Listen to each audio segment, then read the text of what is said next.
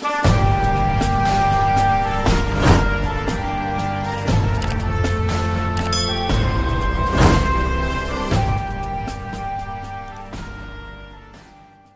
ex-colonel des services algériens évoque les dessous de ce qui se passe en Libye. Un ex-colonel des services de renseignement algériens a déclaré à Sputnik que la campagne militaire lancée contre Tripoli visait en premier lieu l'Algérie.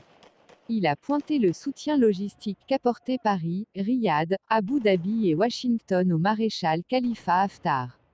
Mardi 23 avril, le maréchal Khalifa Haftar de l'armée nationale libyenne, ANL, a annoncé le début de la deuxième phase de l'attaque contre Tripoli, rapporte le quotidien libyen Al-Waz. Citant la déclaration du porte-parole de l'ANL. Abdelhamid Larbi Chérif, ex-colonel des services de renseignement algériens et expert sécuritaire et stratégique, a commenté cette nouvelle campagne militaire et affirmé dans un entretien à Sputnik que « tout ce qui se passe actuellement en Libye est dirigé contre l'Algérie ». Il a par ailleurs pointé le rôle de la France, des États-Unis et des monarchies du Golfe, notamment l'Arabie saoudite et les Émirats arabes unis, dans le déclenchement de cette opération militaire. Il est très important de comprendre l'enjeu politique et stratégique de cette offensive sur Tripoli de deux points de vue d'analyse, a-t-il déclaré. Concernant le premier point, l'ex-colonel du renseignement algérien a tenu à rappeler que, dans le dossier libyen, l'Algérie a toujours défendu le PRI. NCIPE d'une solution politique inclusive en dehors de toute ingérence étrangère. Dans ce sens, il a expliqué que la diplomatie algérienne a fait un énorme travail pour convaincre toutes les parties engagées dans le conflit libyen à s'asseoir autour d'une table et à se mettre d'accord sur une nouvelle constitution consensuelle dans le cadre d'une solution politique inter-libyenne fédératrice dans l'intérêt de tous.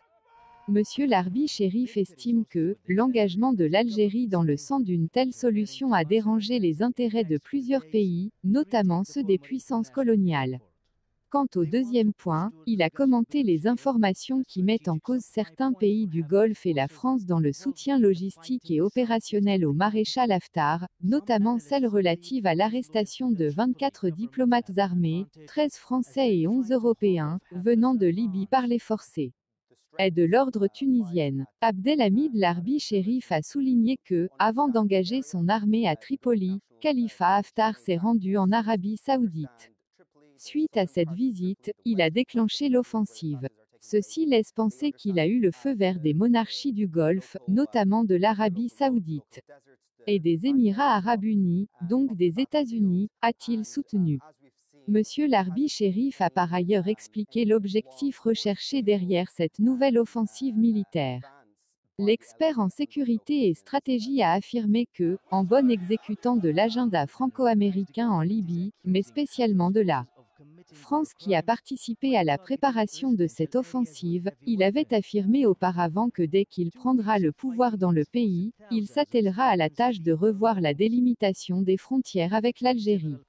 L'Armée nationale populaire, ANP, algérienne a procédé mardi 16 avril à des manœuvres à balles réelles près de la frontière avec la Libye. L'exercice a eu lieu au niveau du champ de tir du secteur opérationnel Nord-Est Inamna.